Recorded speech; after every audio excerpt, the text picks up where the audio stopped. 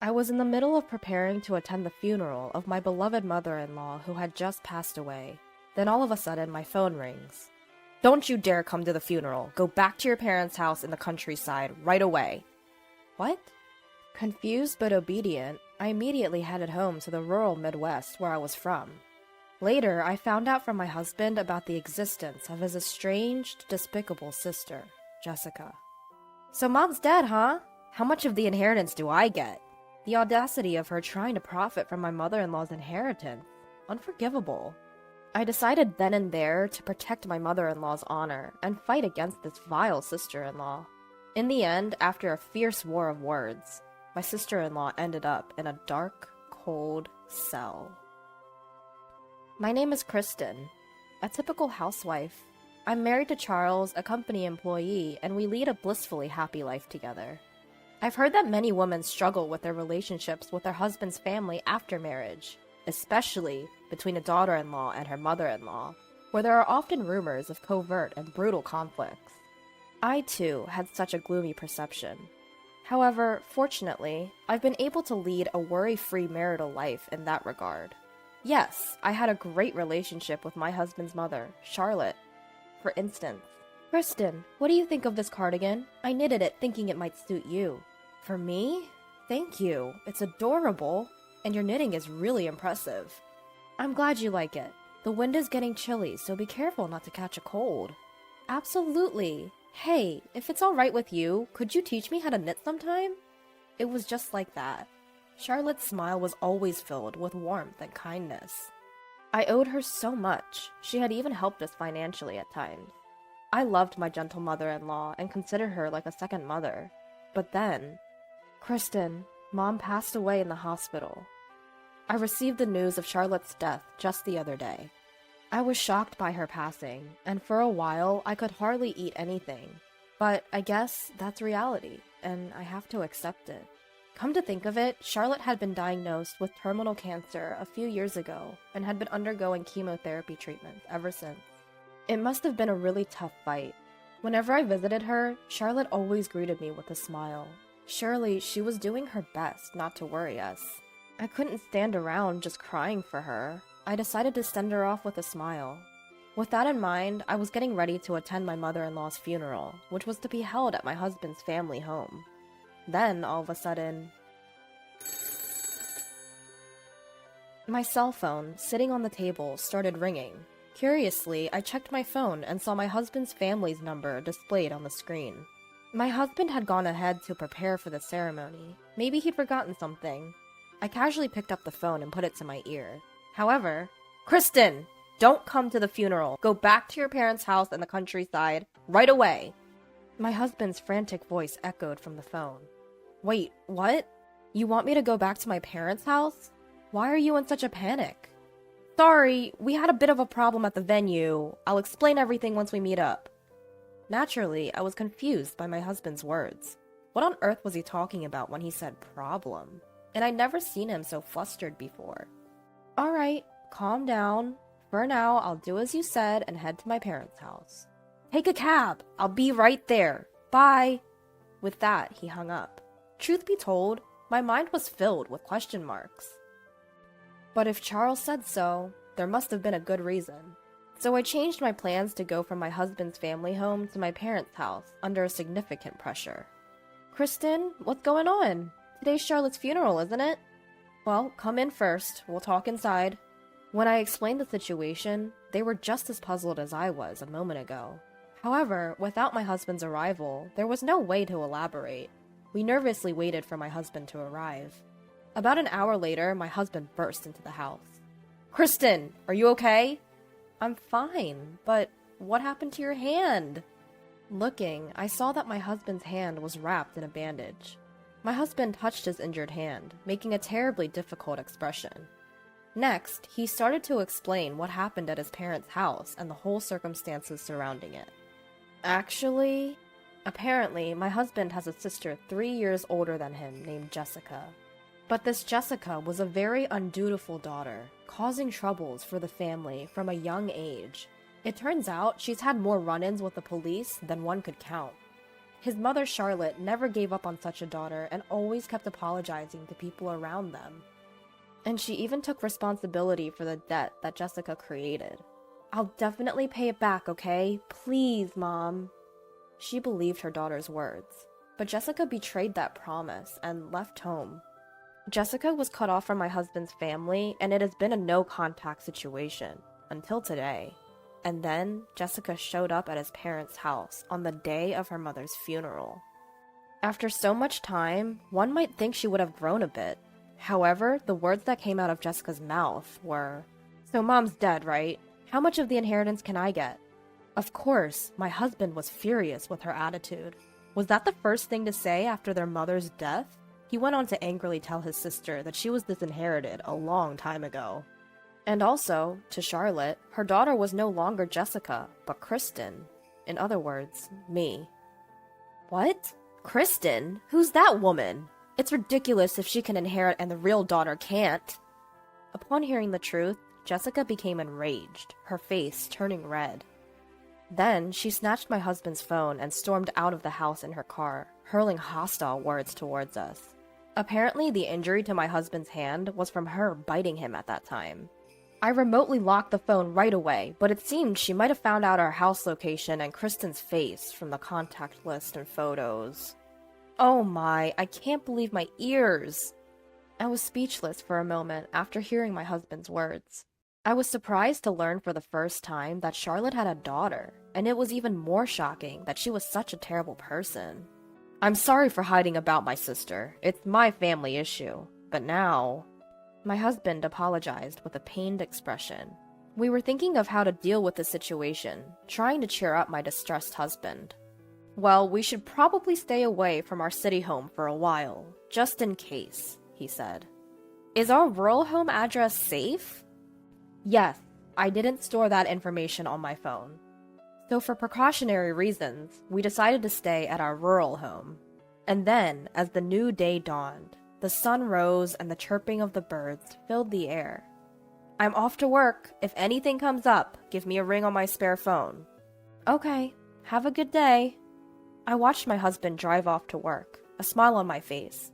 But inside, I was a whirlwind of anxiety. What if my sister-in-law showed up? What if she attacked me? These worries tormented me constantly. Whenever I closed my eyes, I saw Jessica's raging face at my husband's family home. But to my surprise, life at our rural home was peaceful. Day after day passed without incident, and time flowed tranquilly. The anxieties and tension that had bothered me were gradually subsiding, now barely a flicker. If only this issue with my sister-in-law could simply disappear. I started to think optimistically. That's when the situation changed. "Excuse me, is the couple Charles and Kristen at home?" That day, a police officer from the local precinct came to our house. What's this about?" I hesitantly asked, filled with a dreadful premonition, and it turned out to be spot on. Apparently, our city home had been burglarized. The police had just received a call from the scene. I contacted my husband to tell him what happened, and we rushed back to our home together. And when we arrived, sure enough, the house had been ransacked. Every drawer was open, as if a storm had swept through. "Is there anything missing?" the officer asked. "Well, let's see." Urged on, we checked the inside of our house, under the supervision of a police officer. Our bank books and other valuables seemed safe, for now. However, a few $100s that should have been in our dresser were gone. By the way, according to a neighborhood investigation, a suspicious woman had been spotted around here several times over the past few days. This woman was reportedly shouting in front of our house, yelling things like, "Come out!" and "Pay me back!" Charles, could that be? I'm pretty sure. I'd bet 90% sure that it's Jessica. My husband nodded while looking at me. We explained the recent issue with my sister-in-law to the police. The matter of the disrupted funeral, the stolen smartphone, and my husband's injured hand, the police responded rather smoothly. It was probably because we had previously reported the smartphone incident to them. Afterward, we had to give a more detailed account at the police station and didn't get back to our rural home until it started to get dark. The burglar was caught soon afterward. As expected, the culprit was Jessica, my sister-in-law. According to the police, she was audacious enough to stay in a hotel near the crime scene after the burglary. She was supposedly taken into custody while nonchalantly receiving a massage from room service. Of course, she paid for all of this with the money she stole from our house. Even though she admitted to the crime, she was denying the burglary. Although I didn't understand the details, it seemed that when the crime involved family, things weren't so straightforward. Anyway, we were called back to the police station again. Guided by the officer in charge, we were led into the room, and there sat a brunette woman, sulking in her chair. Suddenly, she blurted out indignantly, "Charles, how could you do something like this to your own family? It's unbelievable." Jessica showed no remorse at all. In fact, she didn't even seem to think she had done anything wrong. She probably acted like this during the police interrogation too. According to her, she didn't enter the house with the intent to burglarize it. She claimed she had come to discuss inheritance matters, but since we were always away, she had no choice but to break the window and enter. Even the money she stole was only necessary for her to stay in a nearby location, so she said. In other words, it was all our fault. What a short-sighted and selfish way of thinking. To think that such a dangerous person harbored resentment against me. If I had bumped into her while I was alone, who knows what could have happened. The thought alone made me shudder. Meanwhile, my husband Charles and my sister-in-law were engaged in a heated argument. "You've got some nerve showing up after all these years and pretending to be a part of the family. Give me back my phone, will ya?" "Fine, I'll give it back. You locked it right away so I couldn't even use it properly. Just like you, huh? Besides, family is family, isn't it? Both Mom and I cut ties with you a long time ago. That means you have no business with her inheritance." "Oh, about that. Leaving all her money to a stranger's daughter instead of her own. Was the old hag out of her mind or what? Please, stop saying such disgraceful things." Before I knew it, I found myself shouting. I couldn't stand her disrespecting Charlotte. But Jessica shot back, glaring at me and sounding quite annoyed. "You're that Kristen woman, right? The one who stole the inheritance that was supposed to be mine." "No, I didn't steal anything. I mean, what do you mean?" With that, Jessica started bearing down on me. I hate to admit it, but her intense stare had me frightened.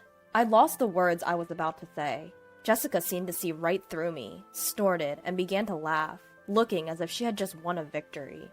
At that moment, the police officer sitting with us coughed lightly and stepped in.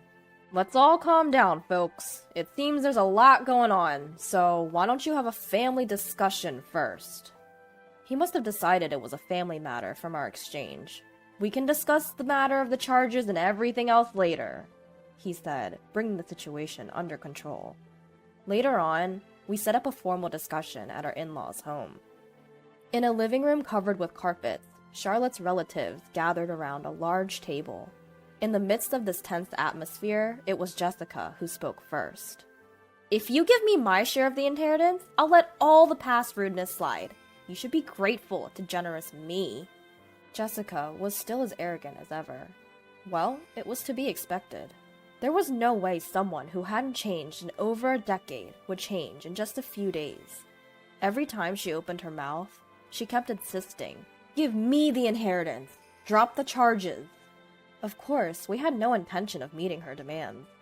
"We've said it over and over. You were disinherited, so you can't receive any of Mom's inheritance." "Well then, why don't you guys give me some money after you receive the inheritance?" "There's no way that absurd idea is going to fly," my husband said, visibly frustrated. I calmed my husband and then turned to her, doing my best to remain level-headed. "Jessica, did you read all of Charlotte's will? There was a section about you too. I'm only interested in the part about the inheritance. The rest is probably just her grievances against me." "No, Charlotte was concerned about you. She was filled with regret." "Well then, she should have given me the inheritance, even more so." With that, Jessica scoffed in annoyance. My blood was boiling, yet I felt overwhelmingly sad. She saw her own mother, Charlotte, as nothing more than a convenient tool. Charlotte didn't give you any money because she knew she couldn't change you with it, I said without waiting for her response. I can't let a despicable person like you have even a cent of Charlotte's money. You're telling me you've got some nerve, considering you're not even blood related. I don't want to hear that from someone who dismissed their own blood ties. Facing my words, Jessica faltered for a moment. Then her eyes narrowed sharply, glaring at me. It's an ugly, terrifying look. But this time, I couldn't look away. There's nothing more to discuss. Please, leave now, I said, locking eyes with the intimidating Jessica. Suddenly, Jessica lunged across the table at me, either out of rage or fear. But she was immediately restrained by my husband and other family members present. 10 minutes later, she was forcefully escorted out by the police who arrived at the scene. All the while, she continued spouting off insults, but by the time she was put into the patrol car, she had completely lost her spirit, slumping her shoulders. Afterwards, I heard Jessica ended up in prison. Our report of the incident had been officially accepted. Apparently, Jessica had a large amount of debt from loan sharks. It seemed that her obsession with Charlotte's inheritance was due to this hidden circumstance. Regardless, she is expected to lead a miserable life, never to see the light of day again. She just doesn't understand a parent's love. She made her bed, now she has to lie in it. We were reflecting on the recent events in our home, which was finally neat and tidy again after a long time. As my husband offered incense in front of my mother-in-law's portrait, he said, "I was surprised, Kristen, to see you argue so bravely." Well, that's because I read mother-in-law's will again. The truth is, I had read my mother-in-law's will again the day before talking with my sister-in-law. I hadn't really had the time to thoroughly go through it before. The will was filled with Charlotte's passionate feelings, almost like a letter. Every word she had written stirred me up. Charlotte had always been concerned about her child. Without leaving a single grudge, she worried about her well-being, and she bravely departed for heaven, hoping for our happiness as a couple. She would have wanted to do many things for her real daughter. As I held my cardigan tight, I started to tear up thinking about my mother-in-law. Seeing me like that, my husband tried to cheer me up. "Kristen, would you knit something for me too?" "Sure, I'll show you mother-in-law's knitting technique," I said, wiping the tears from the corner of my eyes with a smile. We'll make good use of her inheritance. From then on, I vowed in my heart to live a happy life for Charlotte's sake as well. Lately, something seemed off with my mom, who lives alone. The first thing that came to my mind was Alzheimer's. I suggested to my husband and mother-in-law that my mom move in with us, but they didn't agree. Worse, my husband said, "If you push this, we're getting a divorce. Just leave." Fine, I get it. If you want me to leave, I will, but you will regret it. My name is Astoria, 35 years old. I work from home as an illustrator. Currently, I live with my husband, Powell, and my mother-in-law. A few years ago, after the passing of my father-in-law, we decided to live with my mother-in-law. I was concerned about her, so I agreed to this arrangement. We had just built a new house, so space wasn't an issue. We easily prepared a room for her. However, my husband doesn't earn much. We couldn't afford a house on our own, so my mom helped us financially. My mother-in-law seemed thrilled about the decision, especially since Powell is her only son. After the loss of her husband, she began to smile more and seemed to regain her spirit in a few months. But that peace didn't last long. About 6 months into our living arrangement, she started picking on me. One morning, after eating the breakfast I prepared, she sighed heavily. This tastes terrible." "What? I've thought this for a while now, Astoria. Why do you serve me such salty food? What's your intention?" I'm sorry. I tasted it before serving." "I don't want to hear excuses. Are you trying to send me to an early grave with all this salt?" "No, I didn't mean to." And when I'd be working in my room, she would barge in without knocking. "Astoria, stop hiding in your room and do some housework." "But I'm working right now." "Work? Sitting at your computer and drawing isn't work. How is that a job?" This is my job. Yes, I draw, but it's not just for fun. Don't talk back to me. If you do, I'll tell Powell you're neglecting your duties. That's not true. But that was just the beginning. She even started asking me for money. Just $500 will do, Astoria. I can't afford that right now. Stingy. Aren't you earning money with your computer? It's so cheeky of her to mention earning only when she wants money. In the end, I gave in and handed her the money. This went on for a while, and with my work suffering, my frustration grew. I couldn't take it anymore and decided to talk to my husband. Hey, Powell, can we talk? What? I just got back from work and I'm tired. I'm sorry, but can we do something about your mom? What about her? She interrupts my work daily, complains about the chores, and even asks for money. I can't get any work done and it's really stressing me out. He looked annoyed and responded sarcastically. You know, you don't have to consult me about every little thing. What? When mom acts like that, it means you're not doing your job as a wife, right? It's your fault. Besides, she's a housewife. Why can't you just give her some spending money willingly? Wait a minute, I do all the housework, and why should I be the one giving her money? Because if you were doing the housework properly, she wouldn't be upset. Understand that? Think of the money as a token of gratitude. It's a fee for her guidance on your poor housekeeping. That's not... I was dizzy from my husband's unexpected words. Instead of support, he blamed me. He continued looking down at me. Listen, you're the wife here. You're married into my family. Just listen and do as you're told. But... Quiet. Mom has been a housewife longer than you. She knows more. Her word is law. Got it? But... From now on, if you upset Mom, I won't forgive you. Just do your job as a wife perfectly. Understand? With a face like a gargoyle, he stormed out of the room. Tears streamed down my face. Why is it always me? Why am I the one being blamed? We started living together thinking it was a good thing, but I never expected it to turn out like this. I deeply regretted agreeing to live with them. One day, I felt like hearing my mom's voice, so I called her. Mom, it's me, Astoria. Oh, Astoria. It's been so long since you last called. What have you been up to? It's only been 2 days since we last spoke. What are you talking about? You haven't contacted me in 2 months. What? I had a bad feeling our conversation wasn't making sense.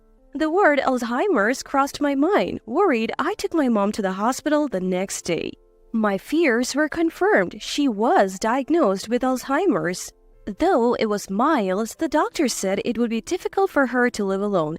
She had me late in life, so she's already well into her 70s.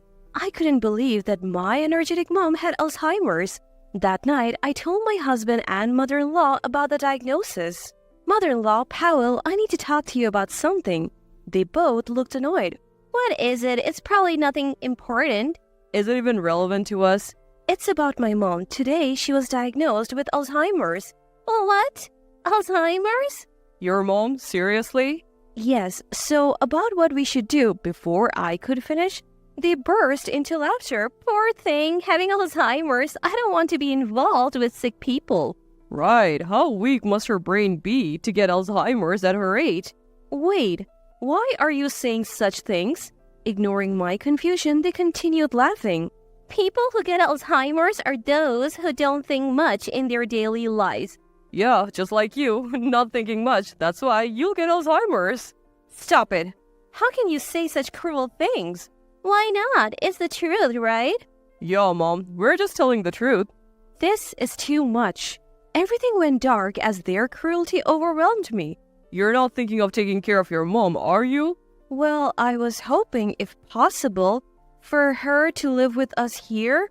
What? Are you kidding me? Why should we live with someone with Alzheimer's? She's not just someone with Alzheimer's, she's still in her early stages and can take care of herself. That's not the point. We're not living with her, period. I accepted living with your mother, so why not mine? Suddenly, my husband slammed the table and glared at me. Don't compare a healthy person like my mom to your sick mother, got it? I will never agree to live with her. But if something happens to her, I'll regret it forever. I don't care about your regrets. You married into this family. Just listen to us. No matter how much I tried to persuade them, their stance remained unchanged. So I made another proposal. If we can't live together, at least let me visit her regularly. What? If you do that, we'll take care of the house. I'll manage the housework. I'm just really worried about her, please. No? Why not? Obviously, every time you visit her, it will cost money. And we will have to pay for her medical bills. Our finances will suffer. It's my money. No, you're not visiting her. End of story. Far from living with Mom, I was not even allowed to go to her place, and I'm completely stuck in all directions. Even mother-in-law, who was listening to the conversation, added a blow to me. Astoria, do you even understand your position here? Mother-in-law, please, I am really worried about her. Enough. You're part of the Brown family now. Just listen to Powell and me. But enough. If you keep this up, we'll divorce. How dare you defy us? Get out. Hearing the word divorce from her, my husband joined in, barely holding back his laughter. Hey, divorce sounds good. We don't need a wife who prioritizes a sick person over her own family. Are you serious? You call yourself an illustrator, but you barely make anything. You're so arrogant. It's a real job. Enough. Let's divorce. If you want to take care of a sick person so badly, just leave. All the anger I had been holding back exploded. I won't let them mock me or my mom. They're not my family anymore. If that's how they feel, I'll leave. With my mind made up, I told them, fine, if that's how you feel, I'll leave. For a moment, they looked shocked, but then they smirked. Good. Do what you want. Just leave quickly. I never thought you would leave on your own. I'm so happy. I'll pack my things and go back to my parents' house, send the divorce papers by mail. Sure thing. I'll get them from the courthouse tomorrow and send them right over. This is perfect. Just my lovely son and me living together. I'll go pack my things now. Hurry up. We're having a party with Mom tonight. Sounds great. Let's go out for steak. This family is done. Watching them celebrate, I quickly started packing. Soon, with the two of them smiling broadly, I left that house behind. A few days later, I received divorce papers from my husband, which I promptly signed and submitted. When I told my mom, she looked apologetic. I'm so sorry, Astoria. This is all because of me. Don't be silly. I feel so much better without those terrible people as family. When you first mentioned living together, I was actually worried. That mother-in-law, she's a bit off, right? I should have stopped the construction of the new house more firmly. I'm truly sorry. Don't apologize. I'm happy now, living here with you. Astoria, thank you so much. So, is that matter all settled? Yes, it's all good. I'm already on it. I showed her the documents and my mom smirked mischievously. That's right. I won't let it end with just a divorce. My revenge is just beginning. 2 weeks later, just as I expected, I received a frantic call from my husband. Hey, what the hell are you thinking? What do you mean? You know what I mean. I got the house sale documents. You sent them, didn't you? Yes, I did. It's all written there. Any problems? Don't play games. Selling our house, I'll never allow it. The first thing I did after divorcing my husband was to sell the house we lived in with his mother. He seemed to have forgotten about the time we built the house and angrily confronted me. Why can't you sell that house? It's ours. Ours? Really? It's our marital property. We're divorced, so we need to split the assets fairly. His absurd claim made me burst into laughter. Are you kidding? Split assets? Don't make me laugh. What's so funny? Do you even realize why we were always short on money? That's because you never earned enough. I have savings. You're wrong. What? I had to give money to your mother almost every day. That's why my savings are almost gone. If we were to split assets, I would just take half of your savings. You're joking, right? It seemed he didn't know that my savings were almost depleted. Still, he persisted. But we have the house, our house. I told you, I'm selling it. You can't decide that on your own. My mom and I live here. If you insist on selling, give me half the sale price. Remember when we bought the house, my mom paid for it in full because we couldn't get a loan? Did she? Yes, at that time I wasn't earning much and you had just changed jobs with a low salary. My mom paid for the whole thing. I recently checked the property deed with her. The house is in her name. Oh, I remember now. I left everything to you. I thought so. But now you understand, right? We don't have the right to decide whether to sell the house. It's up to my mom. And she's on my side. Get it? Damn it.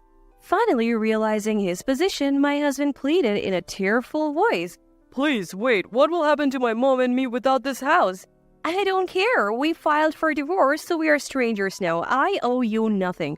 Don't say that. I apologize for everything. Just leave the house, please.